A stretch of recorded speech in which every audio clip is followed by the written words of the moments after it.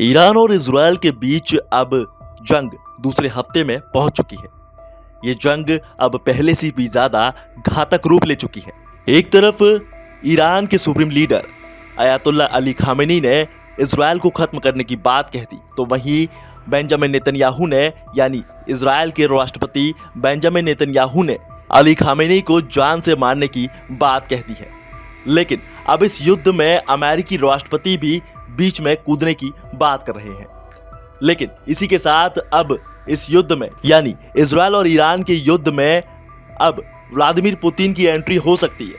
लेकिन अब जैसे ही ये बात अमेरिकी राष्ट्रपति डोनाल्ड ट्रंप को पता चली तो उन्होंने पुतिन को दो टूक जवाब दे दिया। क्या है पूरा मसला, आइए आपको बताते हैं। दरअसल अमेरिकी राष्ट्रपति डोनाल्ड ट्रंप ने रूस और यूक्रेन युद्ध के साथ मिडिल ईस्ट में चल रहे संकट को लेकर रूसी राष्ट्रपति व्लादिमीर पुतिन पर एक कड़ी प्रतिक्रिया दे दी है। ट्रंप ने खुलासा किया है कि हाल ही में पुतिन ने उनसे कांटेक्ट किया था और इजराइल और ईरान के बीच में चल रही जंग में मध्यस्थता की पेशकश करने की बात कही थी। लेकिन ट्रंप ने इस पर उन्हें दो टूक जवाब दे दिया है। उन्होंने कहा कि पहले आप अपना रूस और यूक्रेन वाला मसला समझाओ, इसके बाद मिडिल ईस्ट की चिंता करना।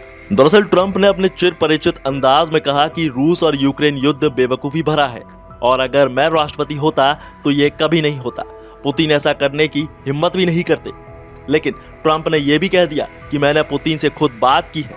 उन्होंने मुझसे कहा कि वो इजराइल और ईरान मसले में मध्यस्थता करना चाहते हैं, लेकिन मैंने उनसे कह दिया कि एक काम करो और पहले अपना आपसी मसला सुलझाओ, बाद में बाकी दुनिया की फिक्र करना। ये बोल है डोनाल्ड ट्रंप के। अब ट्रंप का ये बयान एक ऐसे वक्त में आया है जब इजराइल और ईरान के बीच तनाव चरम पर है और अमेरिका ने भी क्षेत्र में अपनी सैन्य उपस्थिति बढ़ा दी है। वहीं दूसरी तरफ रूस और यूक्रेन के बीच चल रहा युद्ध 2 साल से ऊपर चला गया है और हालात सुधरने की जगह बिगड़ते जा रहे हैं। ट्रंप ने यह भी दावा कर दिया है कि यूक्रेन युद्ध में मारे गए लोगों की असली संख्या छुपाई जा रही है। उन्होंने कहा कि बहुत ज्यादा लोग मारे गए हैं, जितना बताया जा रहा है उससे कहीं ज्यादा। वहां एक बिल्डिंग गिरती है और कहा जाता है कि कोई घायल नहीं हुआ। क्या ये मजाक है?